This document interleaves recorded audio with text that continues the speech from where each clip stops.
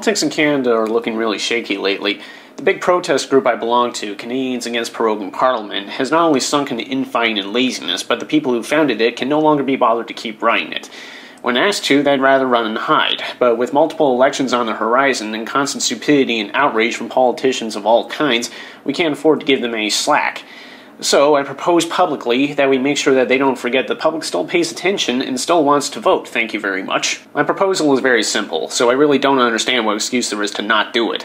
If you care at all about Canadian politics, you should not only keep following current events, but you should get on all the news forums, blogs, YouTube videos, call-in shows, and newspaper letter pages that you can.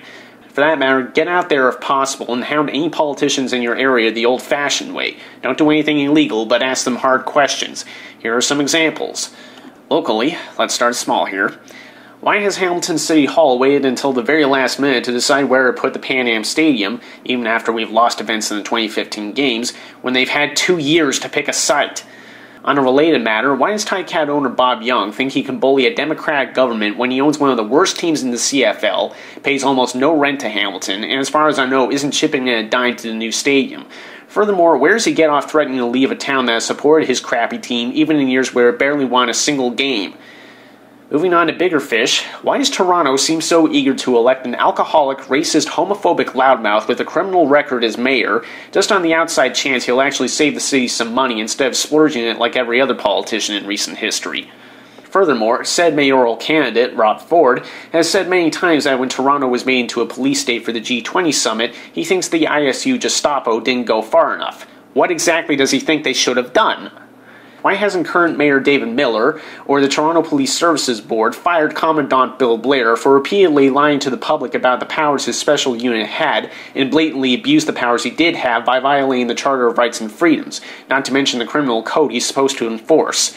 And finally, just to show that I don't only go after right-wingers, to Rob Ford's main challenger, George Smitherman, when are you going to answer to the fatal negligence and outright fraud that was committed under your watch as Ontario Minister of Health? Or are you expecting David Kaplan to keep falling on your sword?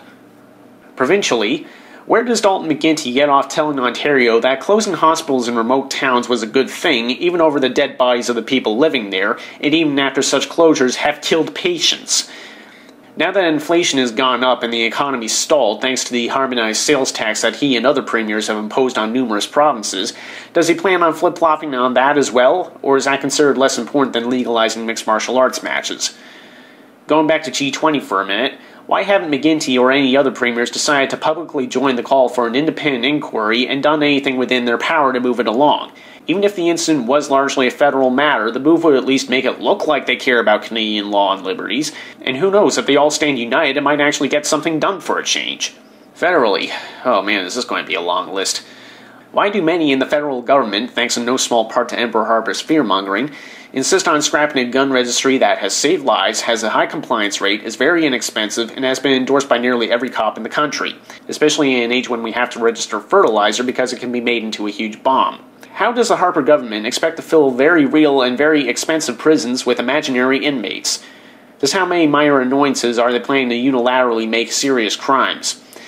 How can the so-called conservatives claim to be responsible spenders when, in addition to these prisons and the notoriously bloated G8-G20 spending, and the gravy train that they made out of stimulus spending, they paid a lot more than they had to on brand new fighter planes that are actually worse than the planes that we have right now?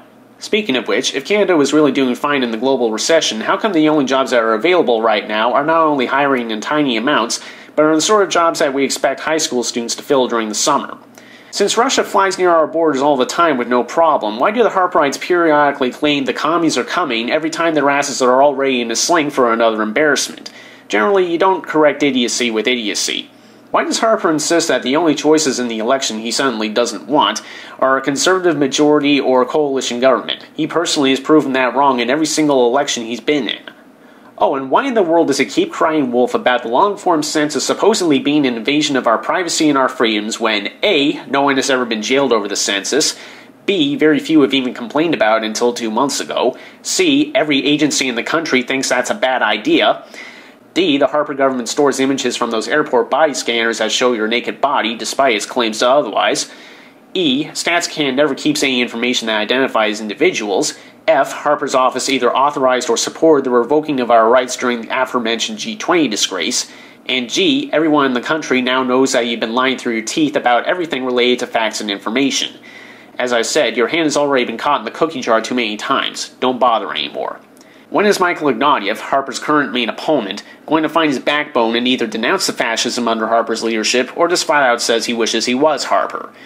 And finally, when are Canadians going to have enough of this and actually start doing something about it?